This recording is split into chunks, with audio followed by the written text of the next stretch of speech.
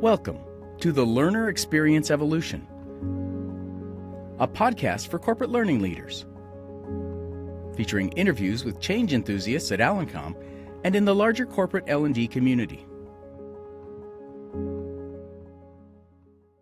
Welcome to our podcast.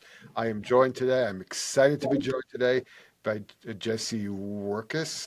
So welcome, Jessie. I've worked with Jessie for many, many years. I don't often get to spend time just chatting, sometimes with people I admire, so it is a great opportunity. Jessie, why don't you start us off, talk about a bit about yourself, what brought you into our world, and we'll take it from there. You can introduce yourself, whatever would be comfortable. Sounds great. Thank you for having me. It's exciting to be here.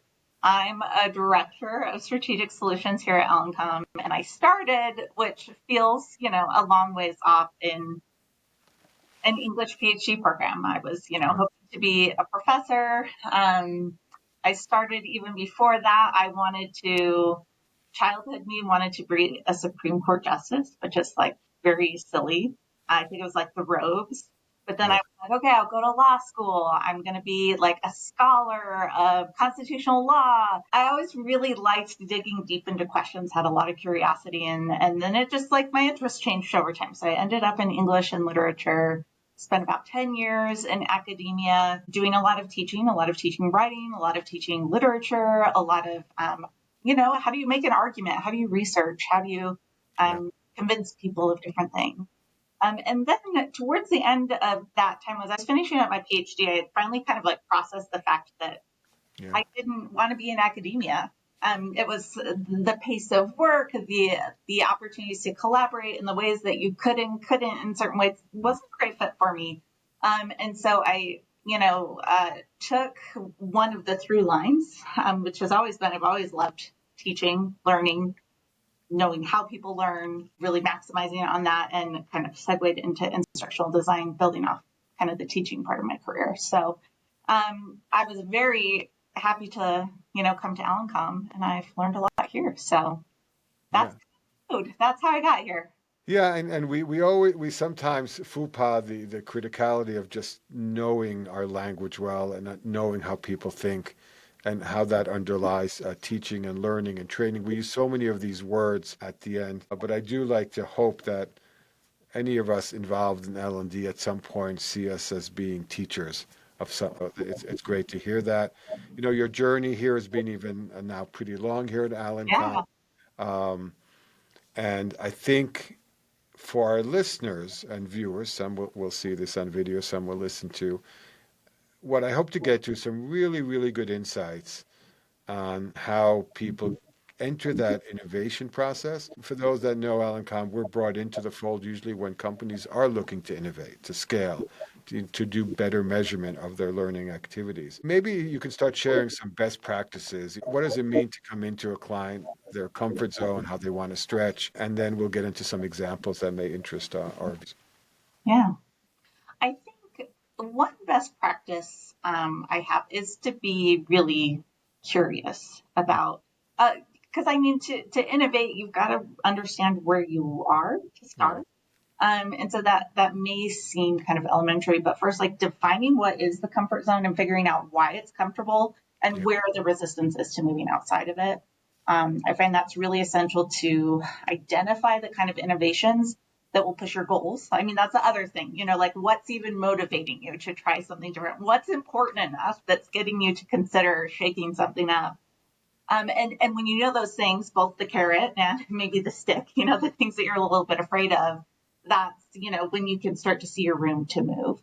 And one thing that I think is a strength, it's something I know about myself is can be a strength and a weakness, but I want everything I design to be really useful, feasible, realistic. If you're innovating, the program that's going to get you a result is the program that works, right? And so that I think is really essential too, is figuring out, well, where are the right places to push? Where are the right places to maybe stay where you are? Or what trade-offs can you make so that you do land somewhere that is going to be successful?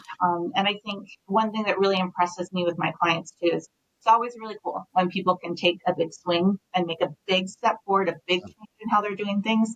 But I've learned a lot from my clients too who are very, very smart about incremental innovation, right? Yeah. Go ahead. We don't bandy around the word pragmatism enough with innovation. I think some people think they conflict. One of the challenges I believe anybody has in a reactive organization like L&D is that you have to pick your battles. Yeah. But more than that, you have to want to go to battle. And and I think that that is where we see these amazing change agents in these large companies where they pick a battle they think they need to fight, but how to fight it is something that, vendors like Alencom and others, help them. How do you suss out boundaries to comfort? You know, I always like to look at different sources of data, like whatever the client has, including, so I want to talk to them, what's your vision? What excites you? What would success look like here? What are you hearing from your stakeholders, right? Are they resistant on board? What does success look like for them? I love getting learner data, right? And I think that can be really powerful. Even just the yeah, kind of qualitative, like I like learning from my peers or whatever it is, like understanding what it is that they like and find valuable out of learning can be really helpful, because then if you can tie to like, well, historically you've gotten that this way, what if I can give you that in a new way? You find that common ground, or that comfortable thing about it, or the thing they find valuable that you can tie to. I also I think sometimes we underlook at people like facilitators, like the people who are doing the work every yeah, day and see it happening.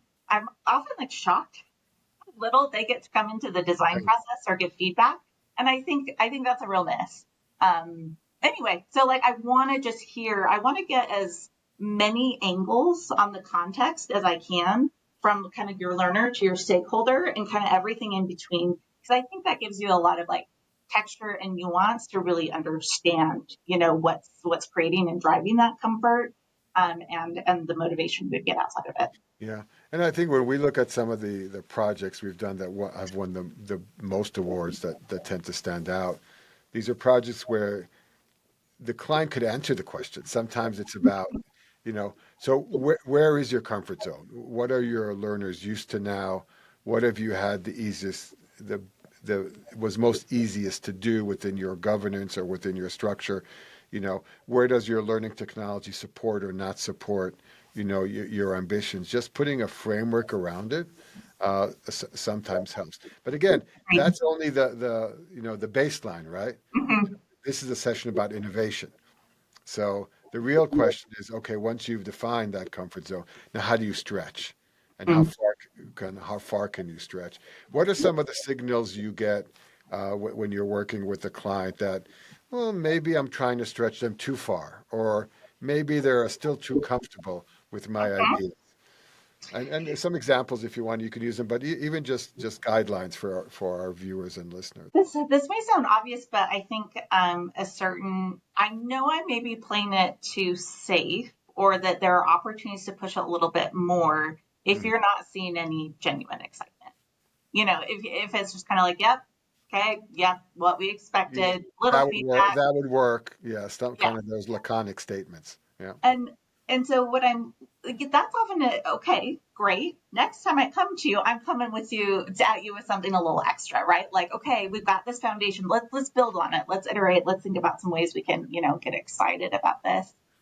I think sometimes when it's going a little bit too far, I don't know. I've had I get a lot of like, that's not going to land with this population. And that's always an interesting one to me. It's a great opportunity to ask why. It's a great opportunity to say, well, Mhm. here's a situation where it did land well with this. And that's, one thing that I think our clients appreciate about working with us is that we see a lot of different environments. We work with a lot of different learning leaders, and they want to hear about that. Yeah. And that's always a really cool opening to the innovation conversation and helping people, want to move people out of their comfort zone, tap into their competitive strength. I've seen that, if you have like a holdout on a team or something, you have some people who are more excited than others, bringing in those stories of what other companies or organizations are doing and the impact they're having. Like that can, Yeah, it's scary. You're putting a lot on the line sometimes to innovate in smaller, big ways, and helping spread the news and the success stories and best practices like we're talking about here. I think can be really motivating and open doors too. I think we often see a continuum of, we used to talk about how interactive, more interactive, less Mhm. interactive. I think as we look at, and we're going to talk about AI later in in this podcast, it's passivity versus activity. How are we using our design elements, our technology elements to push the learner, the audience of this intervention to be more active? Maybe you could talk a bit about, I know that it's always fascinated me when I got deep into our designs that, we push a lot of uh, type of pre-assessments or diagnostics Mhm. that for some would seem as intrusive. It takes them out of their comfort zone. Oh, I don't know this, or I really know this. Uh, and then the idea of how they can collaborate, with each other, versus cohort-based training. Let's get to some examples. I mean, we're not Yep. going to mention clients because we respect our clients' privacy, but we've seen a lot of great movement of clients getting out of their comfort zone to ask learners to engage, right? Mhm. If it's and we can bring some example if it's some things that become viral or some things that become more gamified.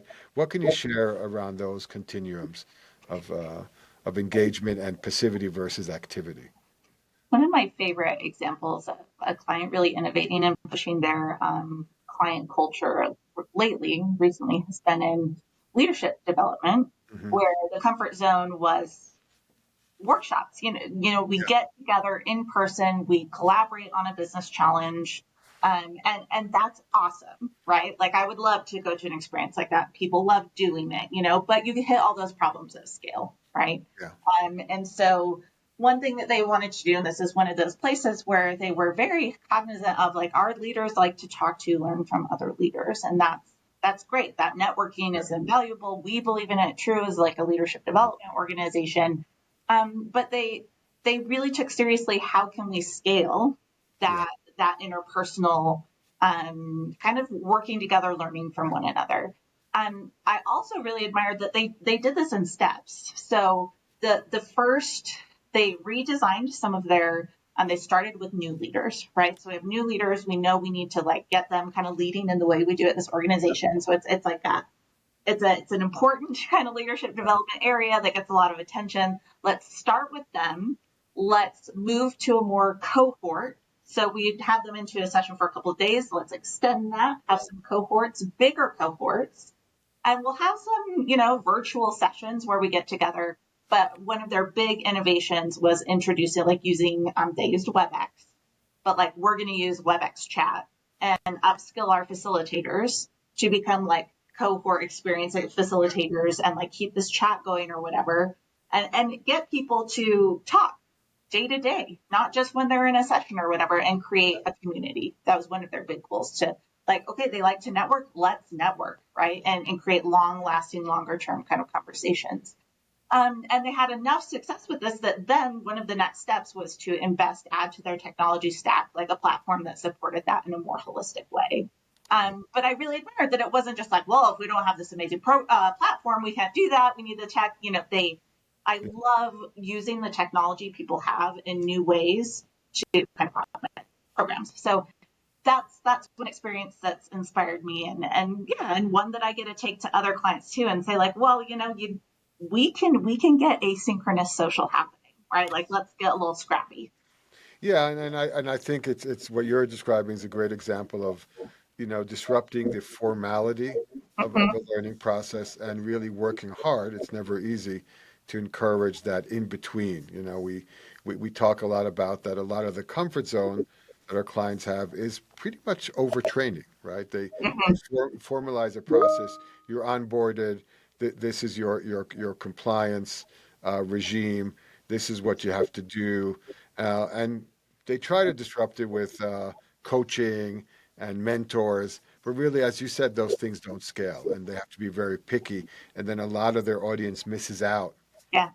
you know, on those peer interactions. So uh, definitely, re-looking at how technology has enabled us now to scale one-to-one connection or one to few connections, like in a cohort, is very positive.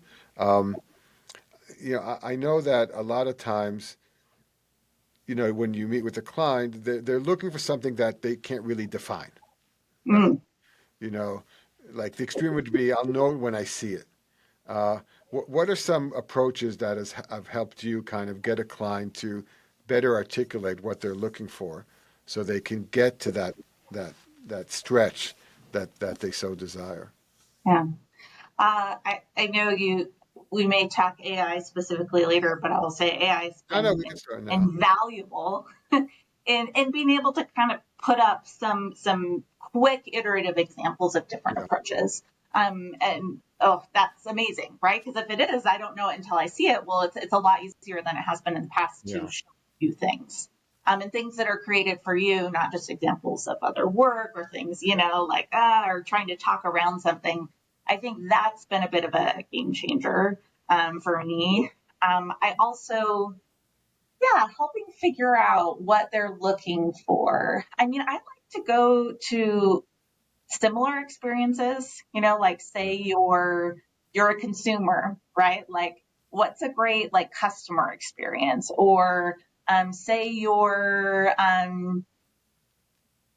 making a change, like someone's asking you to do something different, like what motivates you to make that change? What's the, how do you actually, sometimes thinking through an experience and why it was impactful or effective in a kind of parallel track in your life, I think can really unlock some of the core kind of emotional and psychological things that you want to have happen that are really at the core of what you want to do, but then you have a lot of options about how to actually make that happen in learning. yeah. You kind of try to crystallize it down to Yeah, the essence, like the what are we essence of doing here? emotions, motivations, Yeah. feelings that encompass change, and then you could design to those desires. Let's talk about AI a bit. It's no secret here at Alencom, we've heavily implemented AI in our design process. Where does AI give you that velocity to innovation that we talk about a lot? Oh, well, I think in a couple of ways. I was thinking through this. One, all the ways that you expect about like the way that AI can help you get to first drafts, take away the first page, Yeah, like free you up to do the most exciting kind of innovative thinking, maybe that is not to be dismissed. That's been a game changer for me. But then I do think, yeah, I think AI as, different tools as a thought partner that helps me come up with ideas that I couldn't have come up with before, that's a yeah, lot better. I remember trying out AI in some of the first early days when I was trying things out and being like, yeah, okay, like, yeah, but sure, yeah, we could do that, like it feeling very kind of normal L&D, yep, we got it. But yeah, there are ways now that I've worked with it more. Maybe it's me getting better at prompts. I don't know. That could be part of it too. But yeah, sometimes I get surprised where I'm like, oh, that is a great idea. So I think being able to level up how I work with it, where I work with it. We use it a lot more now for like wireframing things too, not just like text, but like generating like starter interfaces and like experiences and getting visuals on that. I love that then I get to be like the client and I get to look at it and be like, no, that's not yeah. what I'm looking for, right? But it doesn't take so much of my brain energy to get to that first kind of output. So anyway, I think those are kind of maybe the main two things that to mind. Yeah, I think what you're describing is something we've known a long time, but maybe we're waiting for the right technology, which is the idea that prototyping, multiple prototyping of ideas, concepts, visuals, journeys, give you that choice to say, well, I like this in this example, and I like that in that example. Mhm. It was always time consuming, Yeah, and what's time consuming for us is expensive for our clients, right? exactly. So, Yeah. very few clients went through that iterative, multi-choice kind of a prototyping process. Now with these AI tools, if it's, tools for video simulations, tools for audio, tools for animation, tools for outlining, and even building dialogues, right? Uh, we're enabling ourselves together with our clients to do a lot more. I don't want to call it brainstorming because I think it's more like prototyping. One thing that I haven't, maybe this is where you're going, but one thing I should speak to too is like AI in the learning experience And too. It's an exciting way to kind of innovate, and that we're getting more and more into. And yeah, that's exciting. That is legitimately exciting to be working in those spaces. It's also exciting to see where it doesn't work, where it's like, yeah, here's the limit. Like, speaking of kind of comfort zones and innovation, like understanding too, like, okay, where using a chatbot as a coach, like where does that work really well? And what are the circumstances and how can we engineer that to work really well? But like also, where are kind of the gaps in that, or where it might fall short now, maybe it'll get better, or it will get better. And how does that help me then think about a full like wraparound blended experience, and where to scale using AI and where to really still emphasize that kind of human touch and opportunity to talk to other humans. It gives me food for thought because I really do believe that there's two aspects of the AI question for L&D, and this can take on a whole half an hour of a podcast. The one question is, how do I use these tools to enhance my ability, even without a vendor, my own ability as a practicing L&D professional to better my output, to stretch, to do things that before I didn't either do because they took too long. Think of innovation just about effort. A lot of Mm-hmm. times innovation is stifled because of effort. Effort could be budget, effort could be time, effort could be complexity. I can't. So, for example, one of the things that I think is invigorating for our clients is AI is giving them less dependence on SMEs. They're able Mm-hmm. to use AI tools to accelerate, the content generation process with not just with it's faster, but it's less dependent, Yep. right? If I look at the impact of coming to a client with examples that are heavily rooted in the public information around their subject matter, if it's empathy training, if it's call center best practices, if it's safety, it doesn't really matter. All these topics are accessible with AI models even before you touch a client's proprietary information, and being able to set up the conversation at a further path down the road of enables us to do more. Yeah. And so there is a promise of AI not to replace us, but to invigorate us to do more and to Yeah. innovate more. And that's something that we need to hold. This may be one of the golden eggs, whatever Yeah. the fairy tale you want to use. But the Yeah. other side, which I think you were speaking to, and let's talk about that a minute, is now that we have all these tools, could we be more daring in our Yeah. learning design? Can Mm-hmm. we be more ambitious, in our learning experience? Let's talk a bit about some of the opportunities you see there. Yeah. I mean, the thing that always excites me about AI application in learning has to do with getting to one way to describe it is to get to those higher level order things in like a Bloom's taxonomy verbs, right? Create, evaluate, like synthesize. As like a writing instructor, I was always so, things look like they're growing great in class. People are writing, answering your questions. It's looking great. They write a paper, you know, and then that's when you really start to see like what's actually sinking in, what's moving from like, yeah, I understand the concept to I can actually do it. And I think that's something that's often really frustrating about designing something like e-learning is it often stays at this level of like, well, I can identify the thing that looks good, but can I actually do it? Like that can be a big leap. And so anything that's like, okay, record yourself, do the thing, say the thing, get some feedback through it, an AI kind of analyzing. That's a huge leap forward because that's how we finally do scale things Yeah. more effectively, like coaching and mentoring and that kind of one-on-one practice. And I mean, the thing that burned me out in teaching writing was just how incredibly effortful it was Yeah. to evaluate a piece of writing, figure out what's going on with it, giving good feedback in a way that's going to be like leave room for growth for the individual and for them to figure out some problems, but then be really clear about what's working and what's not. And I think sometimes we know that takes time, but I think sometimes we just like forget how much effort that takes, but how that's also the thing that's impactful is to get kind of Yeah. individualized, real feedback Hmm. in your work and what you're doing. And that's why, anyway, so No, that no, excites me a lot. it's exciting, and but the cautionary tale I give is it is easy to look at AI as a crutch, right? It's Mm-hmm. replacing things I don't like to do because that is the promise of agentic AI. Things that are tedious in manufacturing, tedious in document reviews, tedious in reviewing, MRI scans. The things that are more Sure. tedious, we build systems that can do it better than us, not just as good but better than us.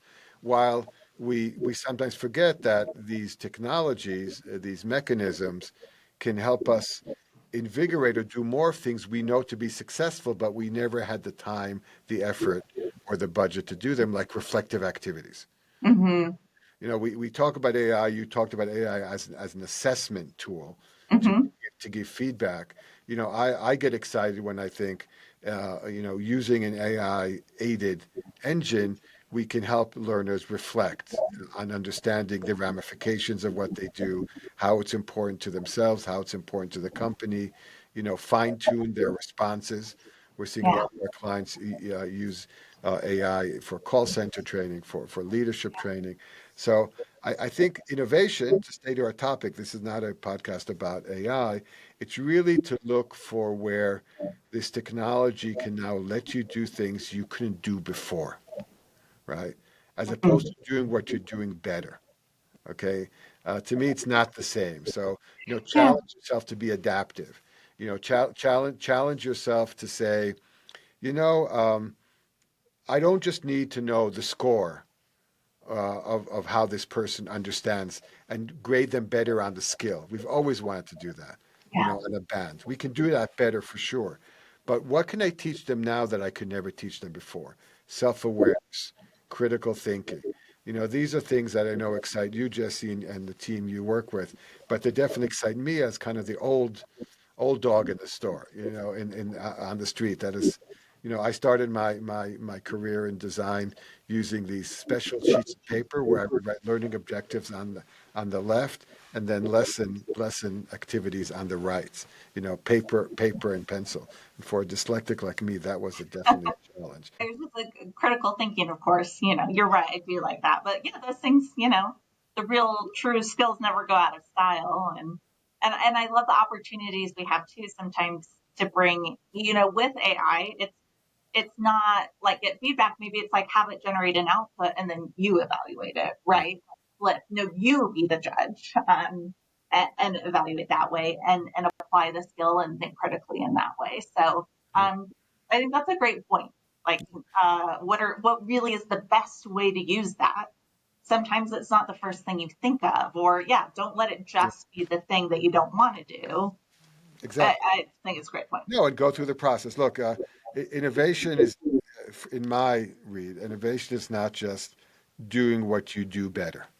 In fact, I would say that's not innovation, that's improvement, right? Hmm. Yeah. Innovation is daring to do things that you didn't want to do before. And if it's AI or technology or a partner or just even a process of going about thinking, if they help you stretch yourself to do things that you wouldn't do before, then maybe you're in that innovative zone versus that comfort zone. So Jesse, let's talk about some examples that you believe can interest our audience and bring this concept of innovation down to earth. Yeah. So first, you mentioned that we do a lot with scale. Hmm. A lot of my examples of innovation have happened there, right?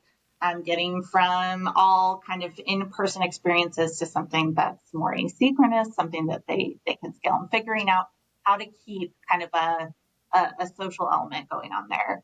Um, we at the other end of the spectrum, sometimes we have clients that are really out there and they're saying like, "Yep, we've done a lot of e-learning. We're interested in kind of like AR, or we want to use it videos in different ways and 3D models, and we really want to stretch Hmm. kind of with our technology and really look like a technology leader in our learning." I think one other kind of example of innovation that's been kind of inspiring, maybe we'd even call this little I innovation, because sometimes it's returning to best practices, but sometimes it's taking clients a lot of bravery to do something even like we're going to say something provocative, right? Or even just surprise people a little bit with our training, right? Instead of, I think novelty can be big in training because that can be memorable, right? Instead of just hearing the same corporate speakees over and over again. And we saw that in some of like our gamification with clients, places where they're willing to maybe take a swing at something, right?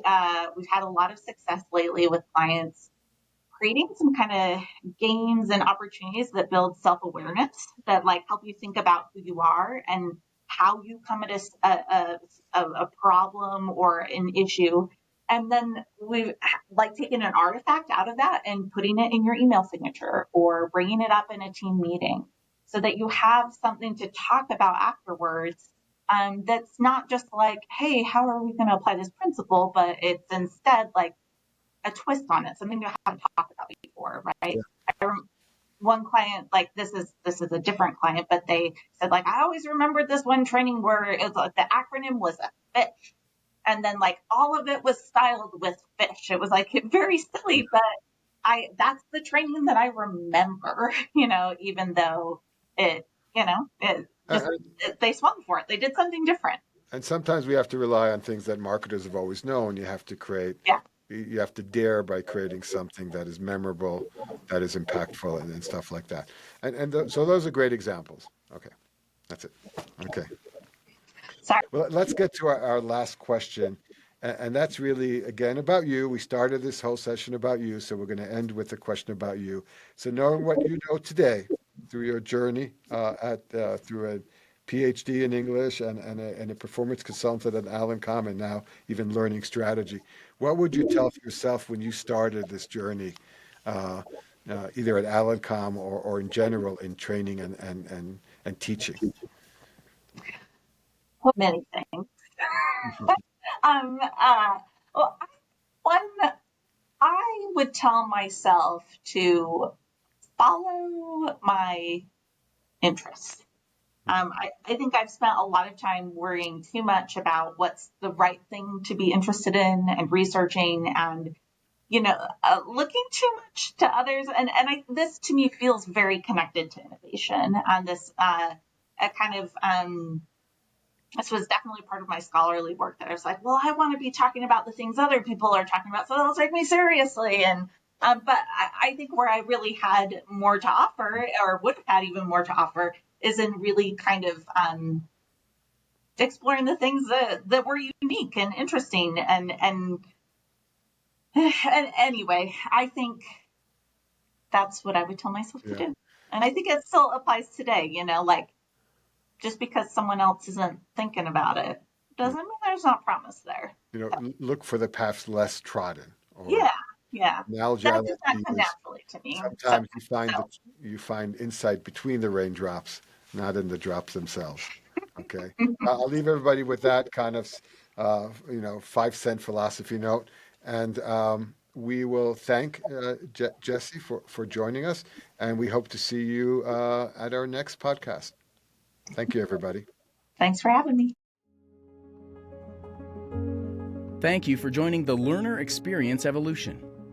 All episodes will be posted on the Alencom website, or you can subscribe wherever you get your podcasts. Please reach out to info@alencom.com with any requests or questions.